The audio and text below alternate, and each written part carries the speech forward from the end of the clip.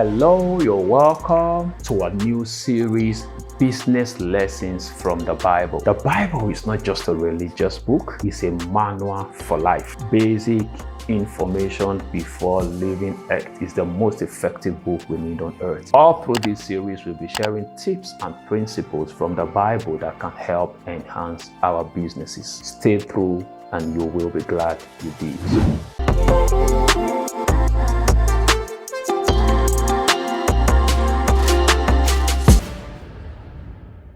Welcome to another segment on our series, Business Lessons from the Bible. Today, I'll be talking about the fact that your identity will cost you something. Some of us are multi-talented, we do a lot of things, and sometimes our number one and primary challenge is how to niche down and be able to get the market to reckon with you for one thing. Miles Monroe said something, the reason you are broke is because people don't know what exactly to pay you for. See how this happened in the Bible. In John 1 from verse 35 to 39, it was a time where John the Baptist talked about Jesus to his disciple. And the first thing that happened is that two of his disciples, when they saw Jesus, they left John the Baptist and followed him and said, Master, where do you live? And Jesus said, come and see. The Bible said, when they saw, they stayed back with him. In fact, the first disciples of Jesus moved from John the Baptist. So when you choose to stay put on your identity, the first feedback you get from the market, which seems like some losses, they will look at those little things that used to generate trickles of income. They are now like losses.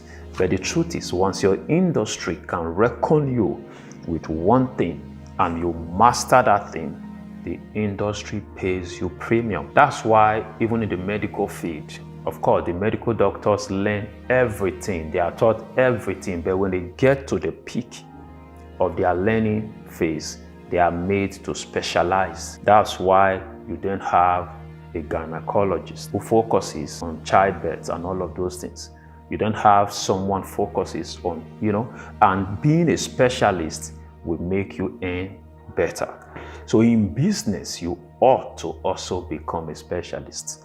But when you become a specialist, the first feedback tells you like, oh, I could have been making this, I could have been making this. It looks like a loss, but it's not truly a loss. You are building your mastery. When you become a master in your field, one job pays you enough sometimes to take you for a whole year. That's what we want you to get. Over time, your market gets to align with you as a specialist and they pay you premium.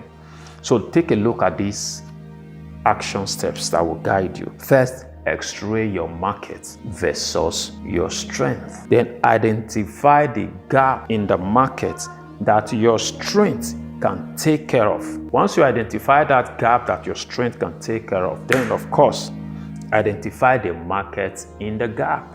It's not all gaps in the market that you should launch into, because there are gaps in the markets that have no markets in the gap. So you must be able to identify that. Then once you do that, amplify your voice along that path. Let the world know you for that. Even if you do a lot of other things, only emphasize yourself on that path. I had a conversation with somebody yesterday who told me that I've been struggling with this. And I sat down with my brand strategist and they said, there are conflicting brands. When people talk about you, they say you do this, but this that they know you of is not the real money-making stream that you have. So you must get the world to know you for that thing that's making you money. That was my conversation with somebody just yesterday. So there is need for you to niche down, specialize, and earn maximally from your daily engagement. Shalom. Let's do this again tomorrow. Bye-bye.